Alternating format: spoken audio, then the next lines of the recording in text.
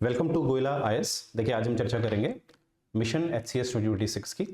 इसका नाम हमने रखा है सर्वज्ञान, और इस पे हम अभी चर्चा करेंगे इंडियन पॉलिटी की। देखिए आप अच्छी तरह जानते हैं कि आपका जो पेपर है एचसीएस का 2026 का, वो मोस्ट प्रॉब्ली आपका 2-3 महीने में हो जाएगा। उसका नोटिफिकेशन अभी आने वाला है बहुत जल्द।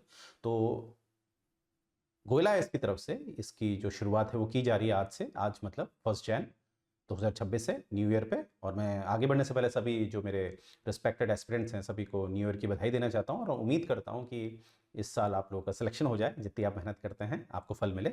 और देखिए आज हम लेक्चर 1 की चर्चा करेंगे इसमें, और आप एक लेवल देख पाएंगे कि किस तरह से हम चर्चा करेंगे, और एक पीसीएस लेवल आपको दिखेगा इसमें, राइट। आज हम बात करेंगे इंडियन कॉन्स्टिट्यूशन की।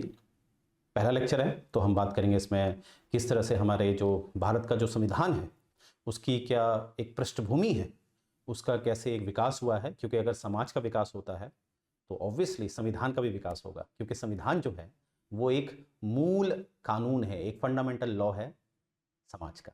तो अगर समाज का विकास होता है, एवोल्यूशन होता है, तो संविधान का भी एवोल्यूशन होता है। और इसमें कुछ हम इसके जो फीचर्स हैं, इसकी जो विशेषताएं हैं वो हम देखेंगे। और जैसा कि मैंने बताया कि जैसे समाज जो है परिवर्तनशील है, वैसे ही संविधान को भी परिवर्तनशील बनाना पड़ता है। इसीलिए एक संशोधन का प्रावधान होता है, यानी कि अमेंडमेंट का प्रोसीजर दिया जाता है। हम अच्छी तरह जानते हैं आर्टिकल 368 अनुच्छेद 368 में इसका जिक्र है, राइट। और हम देखेंगे इसमें क्या मूल ढांचे का क्या सिद्धांत है, ये सब हम देखने वाले हैं, राइट। तो आइए जरा देखते हैं। तो यहां पर देखिए, जो अगर मैं बात करूं डेफिनेशन की, एक परिभाषा की, तो यहां पर परिभाषा है कि a constitution is a document of people's faith, ये समझने वाली बात है, and aspirations possessing a special legal sanctity. देखिए इसको समझना आपको बहुत जरूरी है। यहां पर सबसे पहले समझिए आप लीगल सैंक्टिटी का क्या मतलब है। सैंक्टिटी मतलब होता है पवित्रता। अब देखिए लीगल डॉक्यूमेंट, क्या मैं हमारे संविधान को लीगल डॉक्यूमेंट भी कह सकता हूं, लीगल कानूनी दस्तावेज कह सकता हूं। देखिए वो कहीं ना कहीं संविधान का एक मुझे लगता है एक अपमान हो सकता है।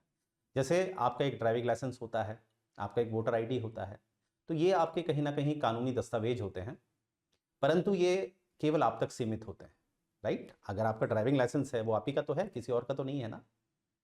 परंतु जब मैं संविधान की बात करता हूं, संविधान केवल एक इंडिविजुअल तक सीमित नहीं होता है, क्योंकि इसमें हमारे समाज की बातें होती हैं, हमारे जो एक राज्य होता है उससे उससे संबंधित नियम होते हैं। तो समझ लीजिए इसका दायरा कितना बड़ा है। तो इसको केवल एक कानूनी दस्तावेज, एक लीगल डॉक्यूमेंट कहना इसको जस्टिफाई नहीं होगा। पहली बात तो ये समझिए। और पवित्रता, सैंक्टिटी शब्द का यहाँ इसलिए भी इस्तेमाल किया जाता है क्योंकि जैसे कि हम जानते हैं कि जैसे जो हमारे ग्रंथ होते हैं, चाहे बाइबल है, चाहे ऋग्वेद है, चाहे गुरु ग्रंथ साहिब है, चाहे कुरान है, उसमें हम किसी भी तरह का प्रश्न नहीं पूछते हैं, क्योंकि उसकी मर्यादा, उसकी गरिमा इतनी बड़ी है। वैसे ही संविधान में जो दिए गए नियम हैं उनकी भी गरिमा इतनी पवित्र होती है, इतनी विशालकाई होती है कि उसमें हम प्रश्न नहीं उठाते हैं। इसीलिए ज्यादातर हम संविधान को एक लीगल सैंक्टिटी कहते हैं। इसीलिए कहते हैं सर्वोपरि संविधान, संविधान सबसे ऊपर है, राइट। और पीपल्स फेथ, जैसे कि हम जानते हैं यहाँ पर पीपल फेथ का क्या मतलब है, लोगों का भरोसे का क्या मतलब है। क्योंकि देखिए संविधान को ज्यादातर उसी देश के लोग बनाते हैं जिस देश में वो लागू किया जाता है। अगर मैं भारत के संविधान की बात करूं तो आप अच्छी तरह जानते हैं प्रथम बैठक जो हुई थी, फर्स्ट मीटिंग जो हुई थी, वो 9 दिसंबर 1946 को हुई थी। और 26 नवंबर 1949, यानी कि 2 साल 11 महीने 18 दिन के बाद हमने अपने आप को संविधान को समर्पित किया। तो इसका मतलब है कि हमारा भरोसा है इस पे, क्योंकि हम सब ने मिलकर समझौता किया और अपने आप को समर्पित किसे किया, संविधान को। तो इसीलिए इस पे लोगों का भरोसा होता है कि ये किसी राजशाही के द्वारा नहीं आया है, ये एक आम लोगों के द्वारा आया है, राइट। तो ये चीज याद रखना। एंड द एस्पिरेशंस पोजेसिंग, अब मैंने बता ही दिया इसमें, इसका मतलब है कि ये एक पवित्र ग्रंथ की तरह इसका जिक्र किया जाता है या ये माना जाता है संविधान। तो इसलिए याद रखिएगा, कभी भी संविधान को एक केवल लीगल डॉक्यूमेंट कहना जस्टिफाइड नहीं होगा, राइट। ये बात याद रखिएगा, क्योंकि लीगल ड्राइविंग लाइसेंस है, कभी उसमें कुछ गलतियां हो जाती हैं, और कहीं ना कहीं आपके संविधान में ये गलतियां नहीं देखी जाती हैं। ये ना के बराबर होता है, कभी भी गलती नहीं होनी चाहिए संविधान में, राइट। आगे देखते हैं, अ constitution is a fundamental law of a country. Fundamental law of a country का क्या मतलब है। Fundamental law of a country, fundamental law of a country का मतलब होता है कि हमारा जो देश है वो कुछ सिद्धांतों से चलता है। वो सिद्धांत जो हैं वो कहीं ना कहीं बड़े जटिल होने चाहिए, एकदम स्थिर होने चाहिए। अब जटिल से मेरा मतलब आप सोचेंगे कि ये सर ये तो कॉम्प्लेक्स की बात कर रहे हैं, पर कभी कभी कॉम्प्लेक्सिटी में ही एक जटिलता होती है, वो अभी आगे आपको समझ में आएगा, राइट। जैसे कुछ प्रश्न होते हैं जो जटिल होते हैं पर वो स्थिर भी होते हैं, ठीक है। तो fundamental law of a country का मतलब है कि हमारे जो राज्य होता है, जो देश होता है, उससे संबंधित जो भी नियम होते हैं वो इसमें दर्शाए जाते हैं। एक एग्जाम्पल से मैं आपको समझा देता हूँ। जैसे हमारे वहाँ सिद्धांत है कि एक हम समाजवादी हैं, हमारी जो सिद्धांत है वो समाजवादी सिद्धांत है। और समाजवादी सिद्धांत में क्या होता है, ज़्यादातर समानता को महत्व दिया जाता है। इसीलिए आपने देखा होगा कि भारत सरकार कोई भी नियम बनाती है तो वो समानता के विरुद्ध कोई भी नियम नहीं बनाती है। अगर आरक्षण का भी इस्तेमाल करती है तो वो उन्हीं लोगों को देती है जो लोग अन्य वर्गों से नीचे हैं, राइट। तो ये चीज याद रखेगा। It is a rule book of a nation with regulates the society and it's law. मैंने बताया था ये एक रूल बुक है राष्ट्र की आपके, जो कहीं ना कहीं सोसाइटी और जो सोसाइटी में बनाए गए जो नियम कानून होते हैं, लॉज होते हैं, जैसे हमारे वहाँ संसद बनाती है अधिनियम के माध्यम से, एक्ट के माध्यम से, उनको ये रेगुलेट करता है, राइट। आगे बढ़ते हैं। अब यहां पर देखिए फंक्शंस ऑफ द कॉन्स्टिट्यूशन की बात की जा रही है, right. Functions of the constitution यानी कि संविधान के कार्य की बात की जा रही है। तो हम देखेंगे, और मेरे हिंदी मीडियम के बालक बालिका बिल्कुल निश्चिंत रहे, मैं पूरी कोशिश कर रहा हूं कि मैं हिंदी में भी आपको पढ़ाऊं जिससे कि इंग्लिश वाले भी और हिंदी वाले भी सेटिस्फाई हो जाएं, राइट। तो यहां पर क्या है, हमारे संविधान के फंक्शंस की बात की गई है, कार्य की बात की गई है। सबसे पहले देखिए, जो संविधान होता है उसके दो रूप हमें दिखते हैं, मुख्यतः दो रूप हमें दिखते हैं। एक होता है लिखित यानी कि रिटन, एक होता है अलिखित यानी कि अनरिटन। अब रिटन और अनरिटन को ये नहीं समझा जाए, आमतौर पे तो ऐसा लगेगा जो लिखा नहीं जाता वो अनरिटन है, अलिखित वो है जो लिखा नहीं गया, राइट। परंतु इसका ये मतलब होता है, मैं आपको एग्जाम्पल से समझाने का प्रयास करता हूँ। देखिए, आप कोरे कागज में आप कुछ लिख के देते हैं, जैसे किसी से आपने पैसे लिए हैं और आपने उसको कोरे कागज ब्लैंक पेपर में लिख के दिया है कि मैं आपको पैसे इतने दिन में लौटा दूंगा। पर देखिए उसका कोई भी एक कानूनी महत्व नहीं होता है, कानूनी महत्व नहीं होता, उसका कोई वैल्यू नहीं है। लिखा तो गया है पर उसका लीगल डॉक्यूमेंट की तरह वो इस्तेमाल नहीं किया जाएगा। वहीं पर एक प्रॉपर स्टैम्प पेपर में एक नोटरी के द्वारा आप कुछ लिखते हैं तो उसका एक लीगल वेटेज होता है। आप समझ गए, दोनों में लिखा गया है, एक है प्लेन पेपर, एक है आपके स्टैम्प ड्यूटी जिसमें नोटरी कराई गई है, तो दोनों में लिखा गया, पर ज़्यादा लीगल वेटेज किसका ज़्यादा है? ऑब्वियसली नोटरी का। तो वही चीज़ होती है, एक रिटर्न जो होता है जिसमें औपचारिक रूप से लिखा जाता है, और एक अनरिटन जो होता है जिससे अनौपचारिक रूप में लिखा जाता है। तो पहले तो ये समझ लीजिएगा, ये होता है। और याद रखिएगा, अनरिटन में ज़्यादातर जो नियम होते हैं वो संसद या आपकी जो न्यायपालिका होती है, न्यायपालिका यानी कि जुडिशरी, वो बनाती है। और वो ज़्यादातर क्या होते हैं, ये संविधान का रूप बढ़ता रहता है क्योंकि इसमें संशोधन करना बहुत आसान होता है, जो अनरिटन कॉन्स्टिट्यूशन होता है। पर जो रिटन कॉन्स्टिट्यूशन होता है उसमें संशोधन करना इतना आसान नहीं होता है, राइट। तो कहीं ना कहीं रिटन कॉन्स्टिट्यूशन में हमें ये दिखता है कि यहाँ पर संविधान जो होता है वो सर्वोपरि होता है। इसीलिए भारत में अगर आप देखेंगे, संविधान एक लिखित रूप में है, रिटन फॉर्म में है। कहाँ? भारत में। इसीलिए भारत में सर्वोपरि क्या होता है? संविधान। सर्वोपरि संविधान यानी कि सबसे ऊपर कौन है? संवैधानिक नियम। अब देखिए, चाहे संविधान रिटन है या अनरिटन है वो मैंने आपको बता दिया है, और भारत में आपका लिखित संविधान है, रिटन कॉन्स्टिट्यूशन है। तो अगर इन दोनों को अगर मैं देखूं, कहीं ना कहीं दोनों संविधान है। क्या फंक्शन है इनके? Expression of ideologies. अब यहाँ पर क्या मतलब है, जो सिद्धांत होते हैं उसको ये दर्शाते हैं। जैसे भारत में आप देख लीजिए, भारत एक समाजवादी है, पंथ निरपेक्ष है, समानता की बात करता है। तो इस तरह से जो सिद्धांत है हमारे वहाँ वो दर्शाता है हमारा, ठीक है। जैसे मैं अगर सेक्युलर की बात करूं, पंथ निरपेक्ष की बात करूं, तो जब आप अनुच्छेद 25 और अनुच्छेद 26 को पढ़ते हैं तो आपको क्या दिखता है? ये यहाँ से हमारे संविधान का जो मूल सिद्धांत है वो दर्शाता है। यानी कि 25 के द्वारा मैं किसी भी धर्म को, अगर मेरा जो चेतना है वो किसी भी धर्म को स्वीकार करना चाहती है, जोर जबरदस्ती नहीं होनी चाहिए, चेतना होनी चाहिए, कॉन्साइंस होना चाहिए। अगर मैं किसी धर्म को स्वीकारता हूँ तो मुझे कोई रोक नहीं सकता। इसलिए बाबा साहब ने मृत्यु के समय 1956 में एक हिंदू घर में पैदा होने के बावजूद उन्होंने एक बुद्धिज्म धर्म को अपनाया। क्यों? क्योंकि हमारा जो सिद्धांत है वो है पंथ निरपेक्ष है। और 26 के द्वारा आप धर्म से जुड़े हुए जो भी रीति रिवाज होते हैं, रिचुअल्स होते हैं, उसको आप लागू कर सकते हैं, फॉलो कर सकते हैं, राइट। तो ये है आपका एक एग्जाम्पल मैंने दिखाया। तो यहाँ पर देखिए, ये सब चीजें अनुच्छेद 25 और 26 क्यों हो पा रहा है? क्योंकि वी आर पंथ निरपेक्ष, वी आर सेक्युलर।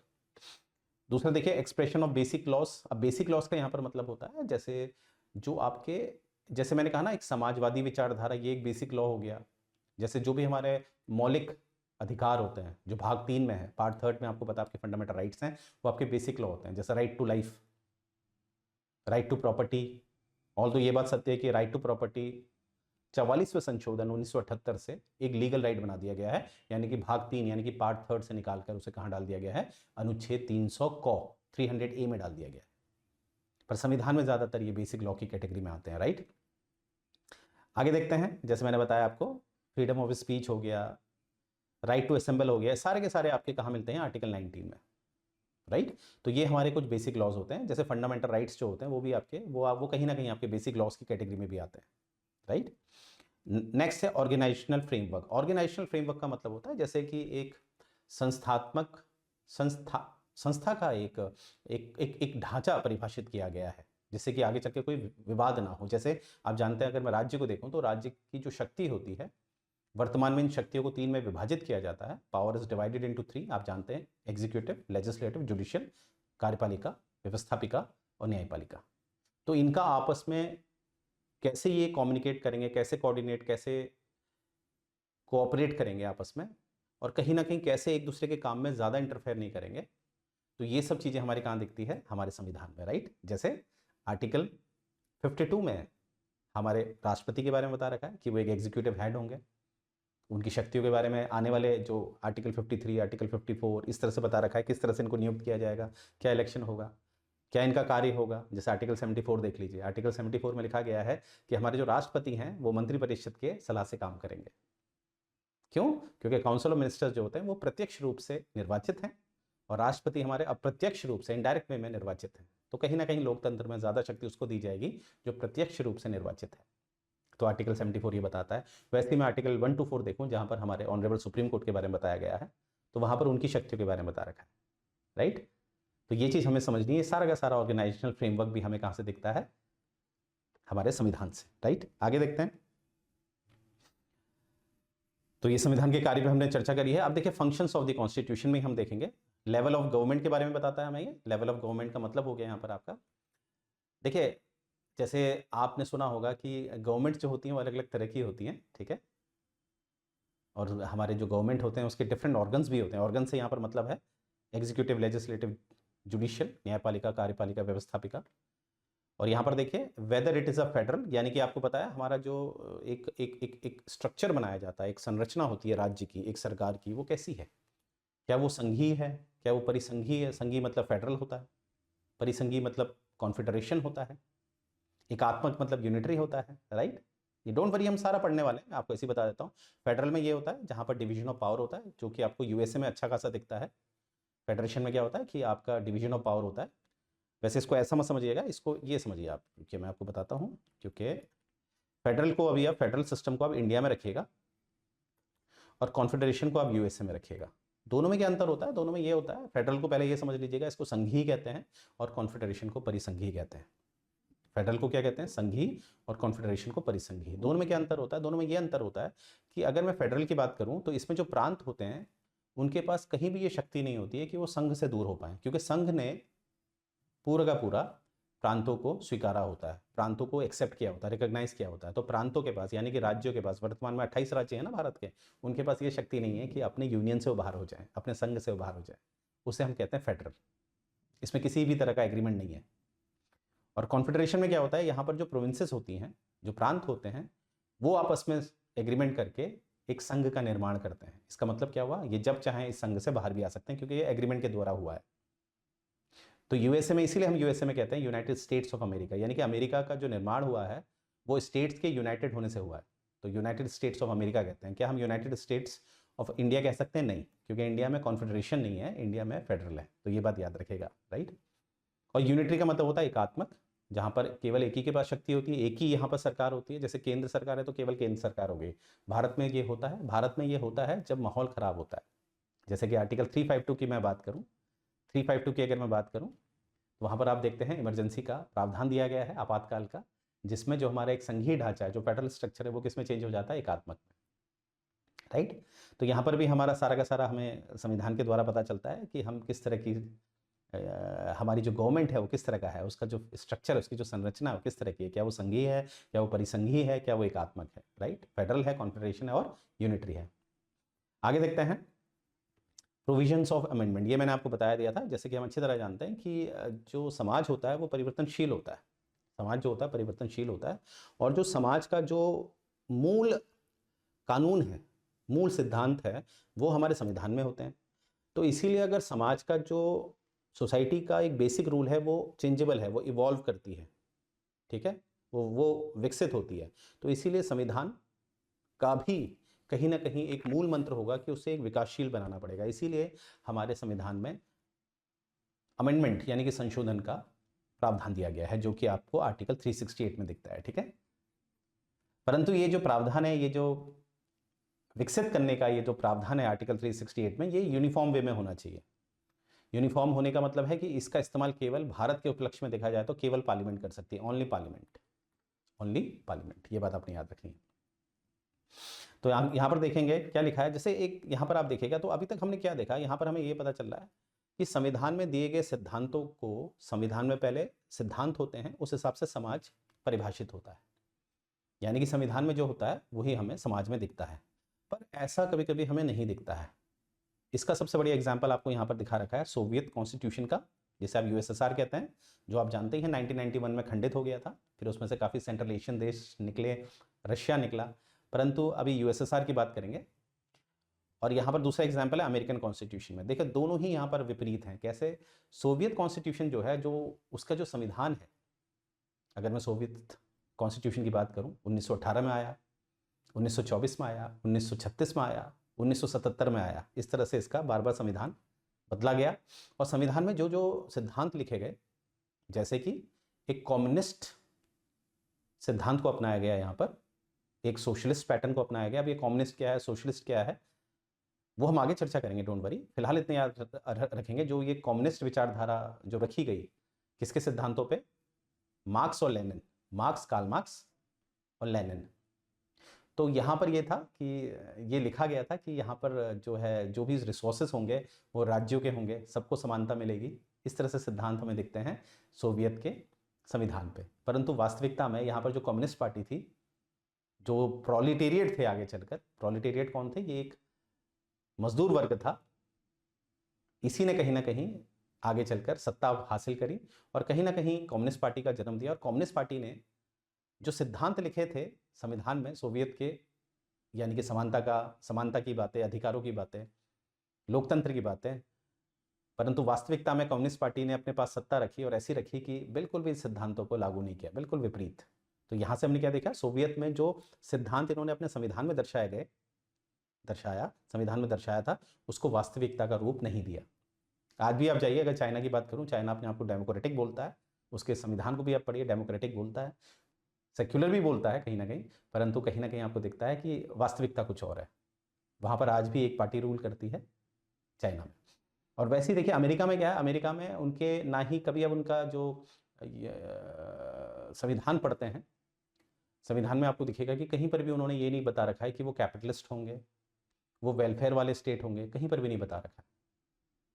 आप देख लीजिएगा उनका जब संविधान पढ़ेंगे। परंतु इन सिद्धांतों को उनके वास्तविक रूप में देखा जाता है, प्रैक्टिकल फॉर्म में हमें दिखते हैं कि वहां पर वेलफेयर की बात है, वहां पर मैटरनिटी लीव मिलती है, वहां पर कहीं ना कहीं बेरोजगारी भत्ता मिलता है, लोगों का ध्यान दिया जाता है, पब्लिक वेलफेयर की बात की जाती है।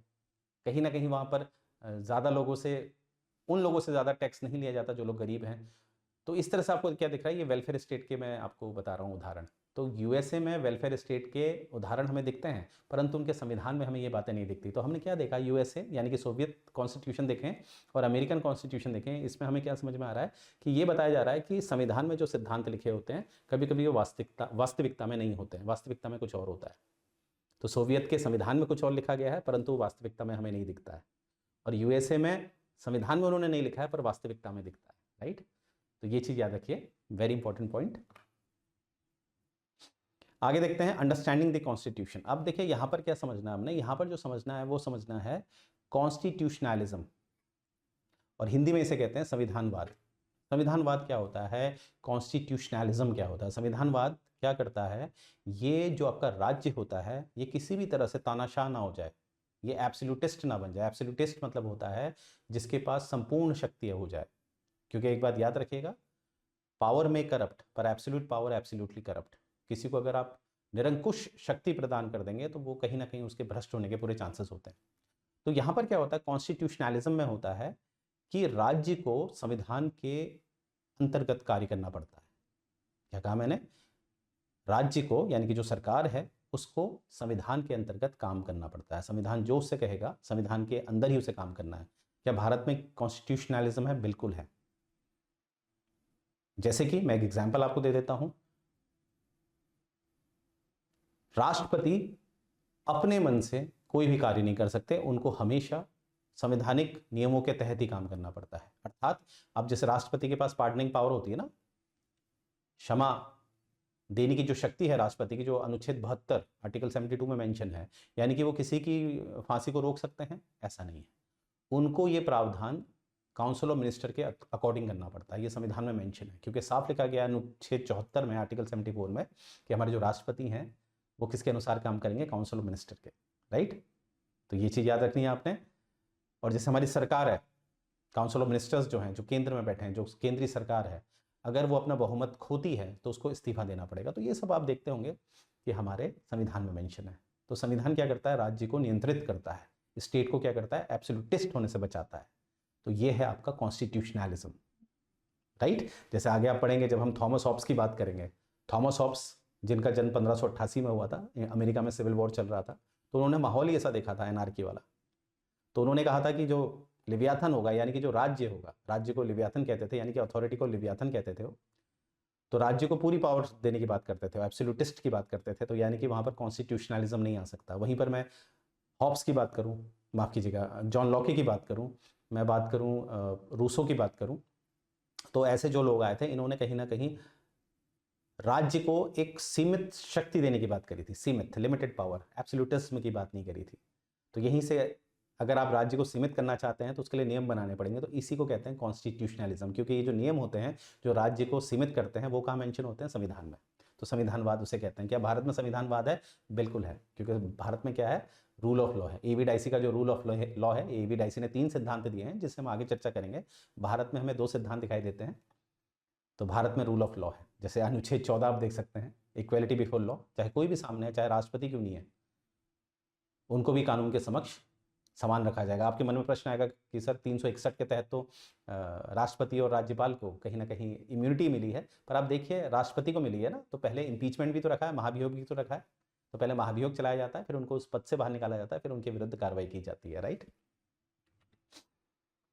तो मुझे उम्मीद है संविधानवाद आप समझ गए होंगे। और देखिए कॉन्स्टिट्यूशनलिज्म के लिए बहुत सारे हमारे जो आलोचक हैं उन्होंने एक बहुत अच्छी खूबसूरत बात करी है। आलोचक से मेरा मतलब है यहाँ पर जिन्होंने कंस्ट्रक्टिव क्रिटिसिज्म किया है, ऐसा नहीं कि सिर्फ क्रिटिसिज्म किया है, कंस्ट्रक्टिव किया है। तो उससे क्या होता है, हमारी कमियां हमें पता चलती है और हम उसको आगे और अच्छा कर पाते हैं। तो केसी वियरे की बात करें या डब्ल्यू.जी. एंड्रयू की बात करें, उन्होंने क्या बोला है, कॉन्स्टिट्यूशनलिज्म इंप्लाइज कहाँ होता है, कैसे पता चलता है, जहाँ पर डिवीजन ऑफ पावर होता है। क्या भारत में डिवीजन ऑफ पावर है? बिल्कुल है। अगर आप देखिए अनुसूची 7 को, स्केड्यूल 7 को, वहाँ पर आपको डिवीजन ऑफ पावर दिखता है। Acceptance of plurality of interest in society, बिल्कुल एक्सेप्टेंस ऑफ प्लोरिटी दिखता है। कभी भी आपको ये डिक्टेटरशिप तो नहीं दिखती ना, जिसकी जो इच्छा है वो कर सकता है। जैसे आर्टिकल 19 को आप देख सकते हैं, आपकी विचारधारा जो भी है अगर वो नैतिक पूर्ण है, एथिकल है, तो आप उसको इस्तेमाल कर सकते हैं। नो ऑथोरिटेटिव और डिक्टोरियल लीडरशिप, बिल्कुल आपको पता है हो ही नहीं सकती, क्योंकि हर 5 साल में तो चुनाव होते हैं, हर 5 साल में चुनाव होंगे, राइट। तो वो डिक्टेटरशिप तो आ ही नहीं सकती, एब्सोल्यूट लाइट तो आ ही नहीं सकते।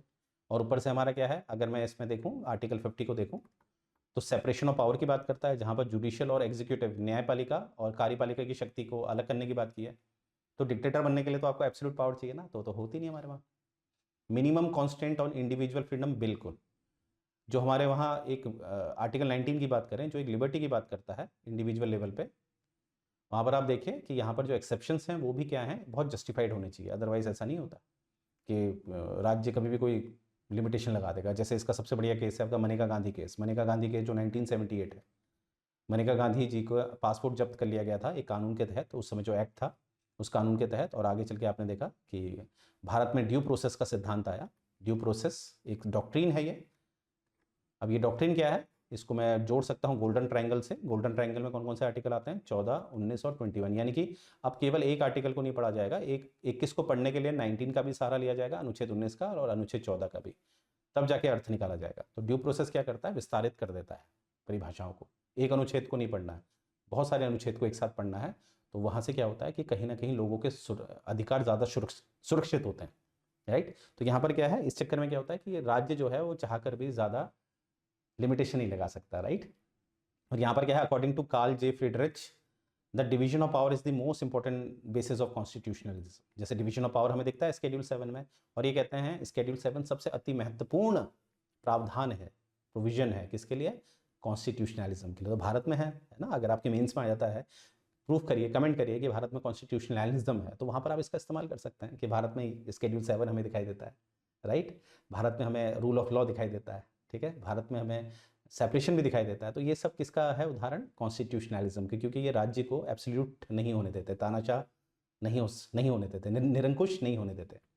आगे क्या है, कॉन्स्टिट्यूशनलिज्म में एग्जिस्ट इन अ मोनार्की और रिपब्लिक, एरिस्टोक्रेसी और democracy if there is division of power. यानी कि आप कॉन्स्टिट्यूशनलिज्म को सिर्फ डेमोक्रेसी में नहीं देख सकते हैं, मोनार्की में भी देख सकते हैं, राजशाही में भी देख सकते हैं, परंतु ये मोनार्की एब्सोल्यूट नहीं होनी चाहिए, ये नॉमिनल होनी चाहिए। क्योंकि एब्सोल्यूट मोनार्की का मतलब होता है जहाँ पर उनके पास पूरी पावर होती है, तो वहाँ पर नहीं हो सकता। जहाँ पर आपको मोनार्की नॉमिनल दिखती है, आज के समय में देखिए आप, जैसे यूके में आज भी आपको मोनार्की दिखती है, राजा रानी दिखाई देते हैं, भूटान देख लीजिए, परंतु वहाँ पर रियल पावर संसद के पास होती है। तो इसलिए क्या है कि वहाँ पर आपको कॉन्स्टिट्यूशनलिज्म आप कह सकते हैं, जहाँ पर भी मोनार्क क्या हो जाता है, नॉमिनल हो जाता है। वही बात एरिस्टोक्रेसी, कुलीन वर्ग, एरिस्टोक्रेसी मतलब कुलीन वर्ग जहाँ पर शासन करते हैं, डेमोक्रेसी तो आप जानती हैं, राइट। अब ये मैंने बता दिया, संविधानों के विद्वानों के विचार हमने देख लिए। अब देखिए कॉन्स्टिट्यूशनलिज्म इन इंडिया, इंडिया में है, मैंने वो सारा बता ही दिया आपको। रिटर्न है, सबसे पहले तो रिटर्न होना चाहिए, ठीक है। रिस्पॉन्सिबल गवर्नमेंट है हमारी। रिस्पॉन्सिबल गवर्नमेंट मतलब होता है कि जो मिनिस्टर्स होते हैं वो एक विधायकों के प्रति या सांसदों के प्रति क्या होते हैं, जवाबदेही होती है उनकी, ठीक है। तो ये रिस्पॉन्सिबल गवर्नमेंट होती है। पार्लियामेंट्री डेमोक्रेसी, और हमें अच्छी तरह जानते हैं जो मॉडर्न डेमोक्रेसी के दो वेरिएंट हमें दिखते हैं, प्रेसिडेंशियल और पार्लियामेंट्री, और भारत ने कौन सी उठाई है? पार्लियामेंट्री अडॉप्ट करी है। और पार्लियामेंट्री अपने आप में क्या होती है? रिस्पॉन्सिबल गवर्नमेंट होती है। यहाँ पर क्या होते हैं? एग्जीक्यूटिव रिस्पॉन्सिबल होते हैं towards legislature. Rule of law, बिल्कुल, जैसे आर्टिकल 14 है, राइट, इक्वलिटी बिफोर लॉ, यानी कि एवी डाइसी के नियम हम इस्तेमाल करते हैं। एवी डाइसी ने 3 सिद्धांत दिए थे, जिसमें से 2 हम इस्तेमाल करते हैं। डोंट वरी, हम आगे देखेंगे कौन कौन से थे।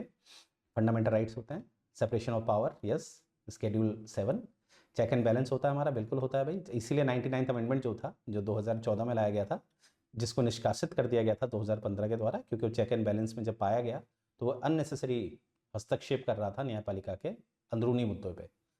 और जो कहीं ना कहीं वॉल्यूशन आर्टिकल 50 का, क्योंकि आर्टिकल 50 अनुच्छेद 50 में साफ लिखा है कि जो कार्यपालिका है और जो न्यायपालिका है वो एक दूसरे में इंटरफेयर नहीं करेंगे, ठीक है। कम्युनिकेट करेंगे, कोऑर्डिनेट करेंगे, पर एक दूसरे के काम में इंटरफेयर नहीं करेंगे। Flexibility of constitution and basic structure, बिल्कुल फ्लेक्सिबिलिटी है हमारे कॉन्स्टिट्यूशन में, तभी 368 है हमारे पास, right. Federal form of government, बिल्कुल हमारे वहाँ फेडरल फॉर्म ऑफ गवर्नमेंट है। मैंने बताया था कि एक होता है कॉन्फेडरेशन, एक होता है फेडरल, संघीय और परिसंघीय। हमारे वहाँ जो प्रांत हैं उनके पास कोई भी शक्ति नहीं है कि हमारी यूनियन से बाहर हो पाएँ, और शक्तियों का विभाजन है, उसको फेडरल कहते हैं। इंडिपेंडेंट ऑफ जुडिशरी, बिल्कुल हमारे वहाँ आपको दिखता है कि न्यायपालिका जो है वो कार्यपालिका से बिल्कुल क्या है, अलग है। इसीलिए आपने देखा होगा न्यायपालिका, अगर मैं ऑनरेबल सुप्रीम कोर्ट की बात करूँ तो सुप्रीम कोर्ट का जिक्र हमें सीधे कहाँ मिलता है? आर्टिकल 124 से लेकर 147। तो वो सारी शक्ति अपने संविधान से लेती है, जिससे कि किसी भी तरह से ऑनरेबल सुप्रीम कोर्ट, माननीय उच्चतम न्यायालय, किसी भी तरह से प्रभावित ना हो न्याय देते समय। वो सारी शक्तियाँ कहाँ से लेती है? संविधान से, ना कि सरकार के दबाव में फैसले लेती है, राइट। तो यहाँ से आप समझ पाए होंगे। तो ये लेक्चर हमारा यहीं एंड होता है। तो मुझे उम्मीद है लेक्चर की डेप्थ बहुत ज़्यादा है, और अगर आपको ये प्रयास हमारा पसंद आ रहा है जो मैंने आपको पढ़ाया, तो एक बार कमेंट करिए, लाइक करिए, शेयर करिए, उन तक ये जरूर पहुँचाइए जो लोग घर बैठे तैयारी करना चाहते हैं, राइट। तो यहीं से सेशन करता हूँ। जय हिंद। स्टार्ट। हरियाणा HCS का देखिए ये रिजल्ट देखिएगा आप, तो यहाँ पर आपको दिख रहा होगा कि किस तरह से गोयला IAS ने इसमें रिजल्ट दिया है हरियाणा HCS का, यहाँ पर आप देख पा रहे होंगे। और बाकी आप इसलिए बताया जा रहा है, चाहे पेपर आपका कोई भी हो, चाहे वो TET का हो, चाहे वो आपके हरियाणा सिविल सर्विसेज का हो, चाहे UPSC का हो, कोई भी पेपर हो, तो यहाँ पर आप देख रहे होंगे ये है गोयला IAS का पोटेंशियल। यहाँ पर आप देख पा रहे होंगे इस तरह से हमें जो हमारे जो स्टूडेंट्स होते हैं जो तैयारी करते हैं उनके द्वारा जब वो सिलेक्ट हो जाते हैं तो एक्नॉलेज किया जाता है, तो हमारे लिए बड़ी प्राउड की बात होती है। तो यहाँ पर आप देख पा रहे होंगे इस तरह से, और हम चाहते हैं कल आप भी हमें ऐसे ही टेक्स्ट करें जब आपका सिलेक्शन हो जाए।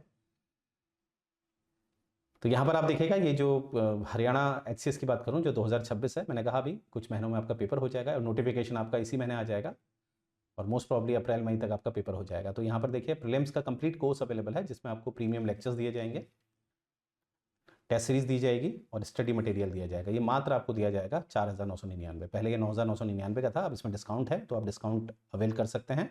मात्र 4,999 में आपको इस लेवल की तैयारी मिल जाएगी। और ऐसा मत सोचिए कि आपको मेंस की तैयारी कहीं और करने जानी पड़ेगी, नहीं, मेंस की तैयारी भी हम कराएंगे और इंटरव्यू की भी तैयारी हम कराएंगे। फिलहाल ये है आपका prelims, test series and study material. मात्र कितने का पड़ेगा? 4,999 का। और यहाँ पर केवल आप टेस्ट सीरीज लेना चाहते हैं, ऑनलाइन टेस्ट सीरीज हैं, तो ये मात्र आपको पड़ेगी 1,499 की, राइट, जो कि 2,999 की थी। ये भी स्पेशल ऑफर है आप लोग के लिए। तो मुझे उम्मीद है ये आपको पसंद आया होगा। और यहाँ पर याद रखिएगा जो रिलेटेड हमारा टेलीग्राम चैनल है वो है GC_HCS। तो इससे आपने जुड़ना है, ज़रूर सब्सक्राइब करना है और औरों तक भी पहुँचाना है ये चैनल, क्योंकि जो भी रिलेटेड कंटेंट होते हैं वो यहाँ अपलोड कर दिए जाते हैं, कोई भी नोटिफिकेशन, जिससे कि आप पीछे ना रह पाएँ, राइट। तो यहीं से ये सेशन एंड करता हूँ। जय हिंद।